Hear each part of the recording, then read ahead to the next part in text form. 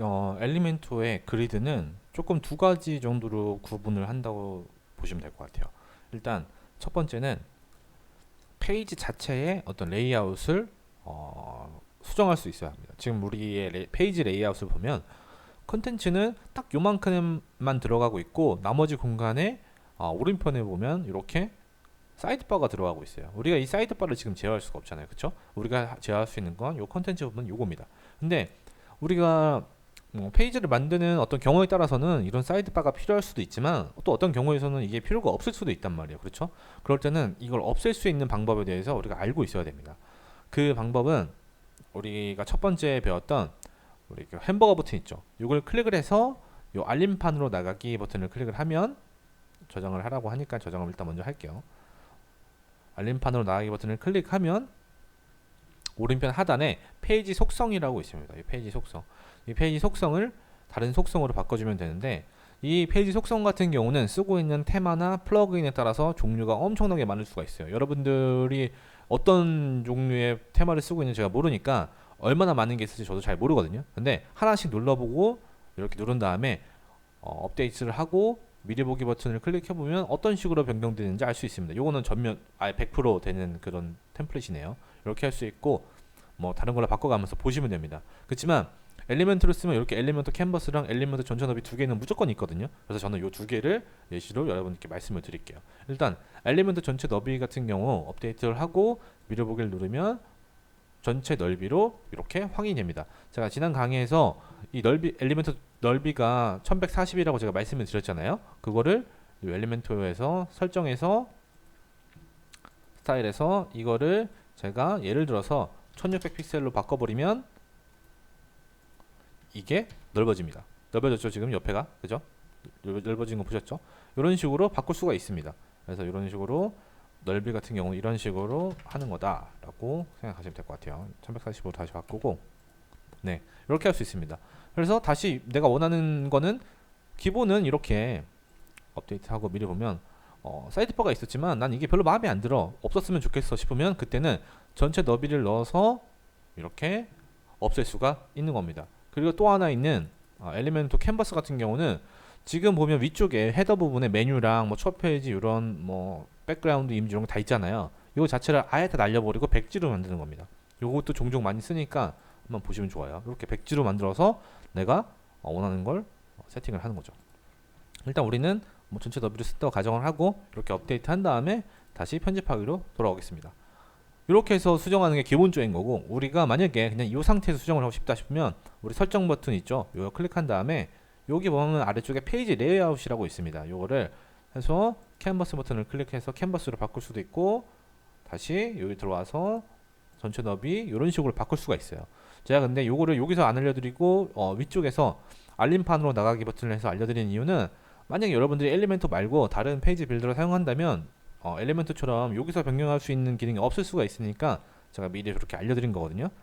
그래서 엘리멘토 말고 다른 페이지 빌더들도 이런 식으로 다 레이아웃을 바꿀 수가 있습니다. 그래서 여러분들 그런 거 참고하셔가지고 다른 거 쓰실 때는 또 적용해서 사용하시면 될 것 같아요. 그래서 이런 식으로 우리가 기본적으로 레이아웃을 바꿀 수 있다 라는 거를 조금 이해하시면 좋을 것 같습니다.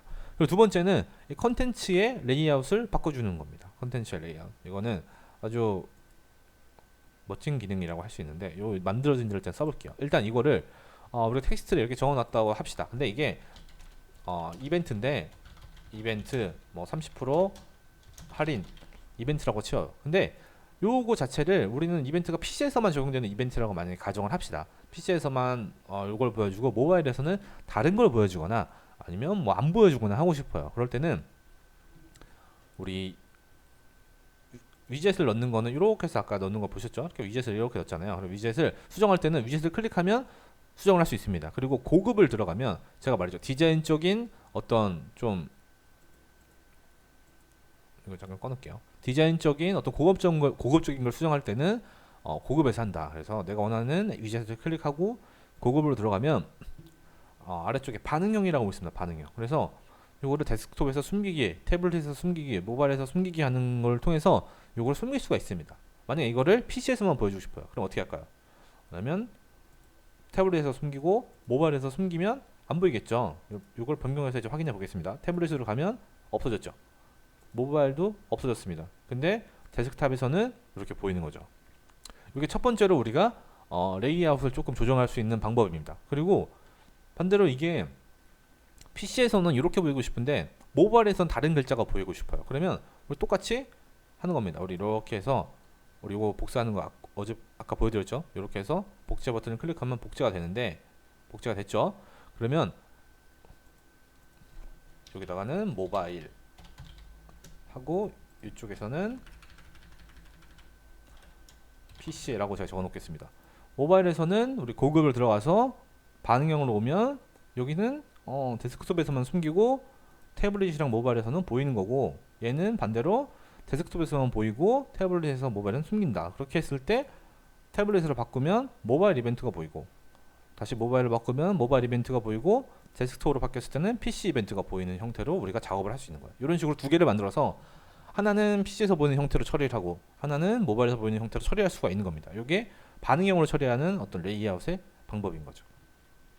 또 하나는 이렇게 하는 거 배웠잖아요. 그리고 이제 우리 구분을 할 수가 있어야 되잖아요. 컬럼은 이건 100%짜리인데 예를 들어서 2칸짜리, 3칸짜리를 할 때는 어떻게 되냐, 지금 보시는 것처럼 플러스 버튼을 클릭해서 내가 원하는 칸수를 선택을 하고 집어넣으면 됩니다. 예를 들어서 2칸으로 한다. 2칸으로 집어넣으면 이렇게 2칸으로 집어넣고 이 안에 위젯을 원하는 거를 하나씩 집어넣어서 구성을 하는 거죠. 이런 식으로. 그러면 이런 식으로 처리가 되는데, 만약에 여기서 컬럼을 더 추가하고 싶어. 그럼 다시 여기서 이걸 없애버리고 다시 3칸짜리를 한 다음에 다시 이렇게 해서 하나씩 만드는 것도 방법이 될 수 있지만 이거 너무 아깝잖아요. 그렇죠? 그럴 때는 이 컬럼 있는 데서 오른쪽 키 누른 다음에 새 컬럼 추가를 누르면 컬럼을 추가할 수 있습니다. 삭제는 이걸 누른 다음에, 네 알겠습니다, 이걸 누른 다음에 델리트 키 버튼을 누르면 삭제가 됩니다. 근데 이게 잘 안 될 때는 아까 말씀드린 것처럼 새 컬럼 있을 때 이걸 찾아서 요거죠. 요거를 오른쪽 키 눌러서 삭제하면 잘 삭제가 되니까 여기서 많이 하는 버릇을 들어도 좋아요. 여기서도 원래 델리트 키 이런 단축키가 다 먹는데 가끔 안 될 수가 있어서 제가 여기서 하는 걸 제가 말씀을 드리는 거예요. 어쨌든 이런 식으로 우리가 컬럼을 컨트롤할 수 있는 거죠.